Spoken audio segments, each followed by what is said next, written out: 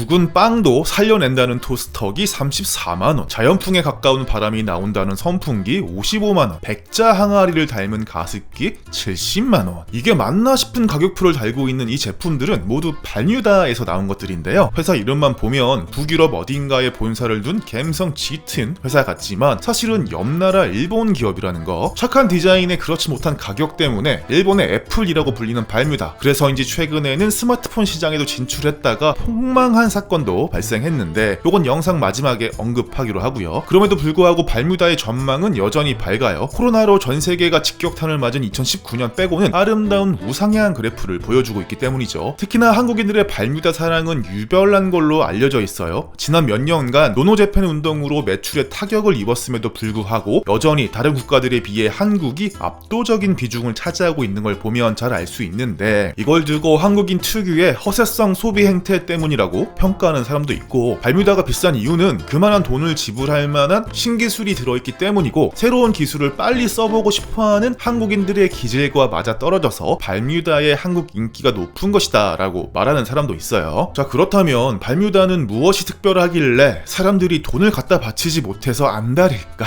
이건 발뮤다의 창립자이자 CEO 테라오 겐을 빼놓곤 설명이 불가능하다. 테라오 겐의 성장 스토리는 좀 독특해요. 난초 재배를 하던 아버지와 플로리스트 어머니 밑에서 자란 테라오는 항상 이런 말을 듣고 자랐다고 해요. 넌 다르다. 사람은 전부 다르기 때문에 똑같은 일을 해서는 안 된다. 테라오의 어머니는 자신과 동생을 데리고 매년 해외여행을 다녔다고 하는데, 그다지 유복한 환경이 아니었음에도 불구하고 지인들의 집에 홈스테이를 해가며 오랜 기간 머물고 왔다고 해요. 80년대 당시 이바라키현 시골 동네에서 자란 탓에 동네에 해외여행을 다녀온 사람이 자신밖에 없었다고 할 정도이던 시절이니까 무리를 해서라도 아이들에게 넓은 세상을 보여주려는 부모님의 교육 방침을 잘 알 수 있는 대목이죠. 하지만 행복했던 시절도 잠시 아버지의 난초 사업이 실패하고 가세가 완전히 기울면서 초등학교 5학년 때 부모님이 이혼, 테라오게는 어머니와 떨어져서 아버지와 함께 살게 되는데요. 중학교 2학년이 된 테라오에게 비극적인 소식이 들려옵니다. 테라오의 어머니가 스노클링 도중 익사하는 사건이 발생한 건데요. 당시 테라오의 어머니는 수영을 하지 못하는 상태에서 스노클링을 하다가 참사를 당했다고 해요. 재밌어 보이는 건 앞뒤를 재지 않고 뛰어드는 성격을 가지고 있던 탓에 벌어진 비극이었어요. 이처럼 도전을 두려워하지 않는 부모님 밑에서 자란 테라오는 어릴 때부터 상식의 의문을 품어라 라는 말을 지겹도록 듣고 자랐다고 해요. 그리고 고등학교 2학년이 된 테라오에게 그 말을 실천할 수 있는 기회가 찾아오죠. 문과냐 이과냐를 선택해야 되는 시기가 온 거예요. 사람의 인생이 결정지어지는 중요한 갈림길에서 두 가지 중 무조건 하나만을 강요당하는 건 있을 수 없는 일이라고 생각한 테라오는 과감하게 학교를 그만두기로 결심을 하는데요. 아버지는 이런 아들을 나무라기는커녕 빨리 그만두고 1년 정도 네가 원하는 곳에 다녀와라 면서 아들의 결정을 지지해주죠. 테라오는 그 길로 짐을 싸서 약 1년간 해외여행길을 떠나는데요. 여행 자금은 어머니가 사망하면서 자신에게 남겼던 보험금이었어요. 어딘지 묘해지는 부분이죠. 이렇게 1년간의 해외여행을 마치고 돌아온 테라오 겐이 선택한 직업은 다름 아닌 뮤지션이었어요. 어릴 때부터 자유로운 부모님 밑에서 자란 소년이 선택할 법한 직업으로 딱이긴 하죠. 하지만 메이저 데뷔를 앞두고 투자가 무산되는 등 이런저런 일이 겹치면서 결국 밴드를 그만두게 됩니다. 그리고 구 여친이자 현 부인의 집에 놀러갔다가 우연하게 본 잡지 하나 때문에 테라오의 인생이 완전히 바뀌게 됩니다. 그건 바로 프레임이라는 네덜란드의 디자인 잡지. 테라오는 이 잡지에서 자신이 알지 못하던 새로운 세상을 보고 엄청난 충격에 빠지면서 제품 디자인이라는 분야에 새롭게 눈을 뜨게 돼요. 그리고 자신의 책상을 만들고 싶다는 생각에 무작정 CAD를 공부하기도 하고 서점 한 켠에서 관련 서적을 읽으면서 절삭 가공이니 프레스 가공이니 하는 용어들을 보면서 직접 해보고 싶다는 욕망에 사로잡히죠. 그래서 테라오는 전화번호부를 뒤져서 동네 공업소들을 찾아다니기 시작해요. 그리고 자신의 운명을 바꿔줄 곳을 만나는데요. 바로 카스가이 제작소였어요. 카스가이 제작소 사람들은 테라오에게 마음대로 실습을 해볼 수 있는 환경을 제공해줬고, 이곳에서 제품이 실제로 어떻게 만들어지는지를 익히게 된 테라오는 자신의 회사를 차리고 싶다는 강렬한 욕망에 사로잡히죠. 바로 발뮤다가 탄생한 순간이었습니다. 테라오는 발뮤다를 만들면서 3명의 롤모델을 떠올렸다고 해요. 버진그룹의 리차드 브랜슨, 파타고니아의 이반 슈나드, 그리고 애플의 스티브 잡스. 이 3명의 공통점은 바로 아무도 못 말리는 엄청난 괴짜라는 건데, 발뮤다가 지향하는 지점이 어느 곳인지 딱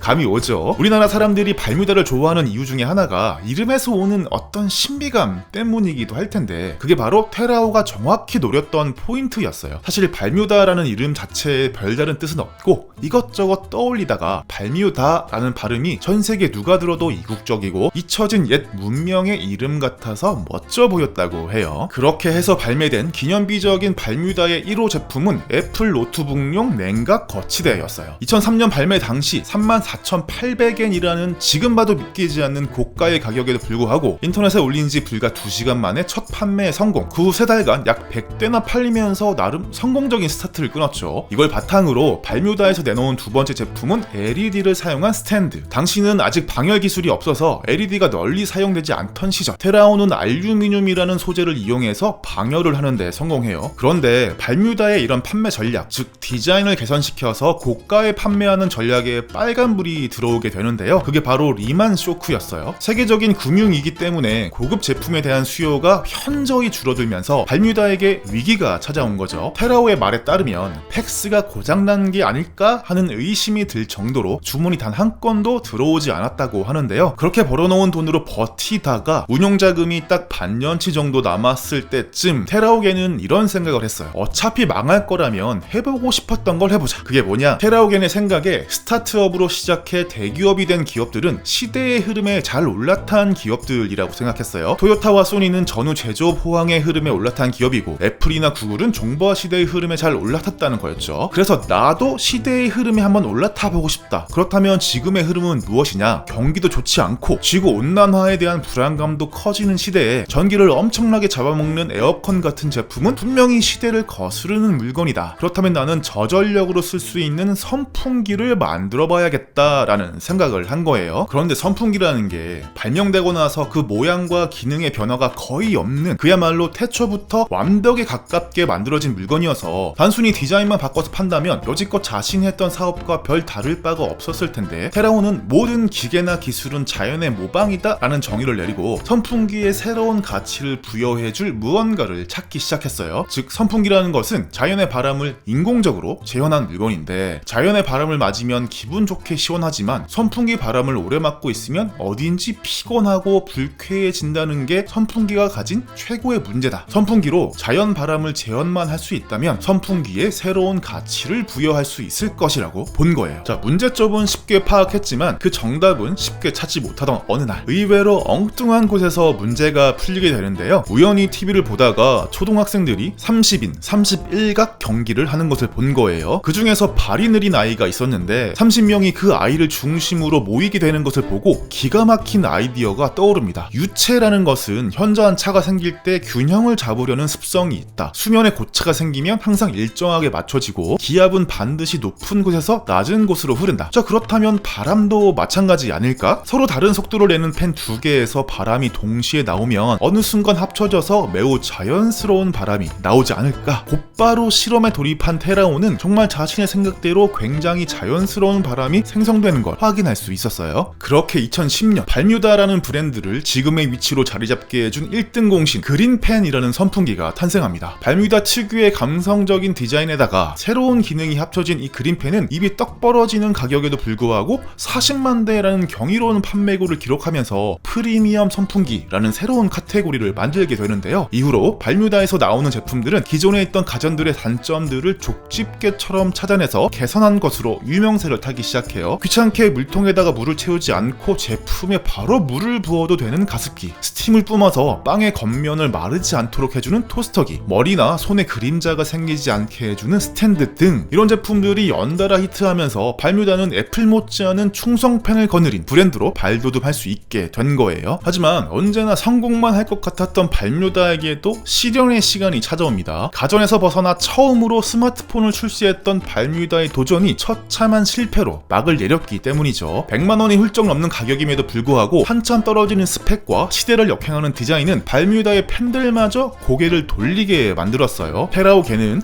애플이 독점하는 일본 스마트폰 시장에서 발뮤다만의 색깔을 보여준다면 의미 있는 쉐어를 가질 수 있을 거라고 예상했던 것 같아요. 하지만 이게 바로 패착의 가장 큰 요인이었다고 생각하는데요. 애플이라는 브랜드 자체가 이미 발뮤다가 추구하고 있는 브랜드 가치의 정점에 서 있는 기업이기 때문에 굳이 애플의 하위 호환이라고 할 수 있는 발뮤다 폰을 살 이유가 하나도 없었던 거죠. 게다가 발뮤다 폰이 우리나라 전파 인증에 해당하는 해당하는 기술 적합 인증조차 받지 않은 사실까지 밝혀지면서 출시 2개월 만에 판매 중지를 당하는 어처구니 없는 일까지 발생했는데요. 과연 발뮤다는 이번 위기를 잘 헤쳐나올 수 있을까요? 자, 오늘은 여기까지. 재밌게 시청하셨다면 좋아요와 구독하기 그리고 알람 설정까지 잊지 마세요. 그럼 안녕.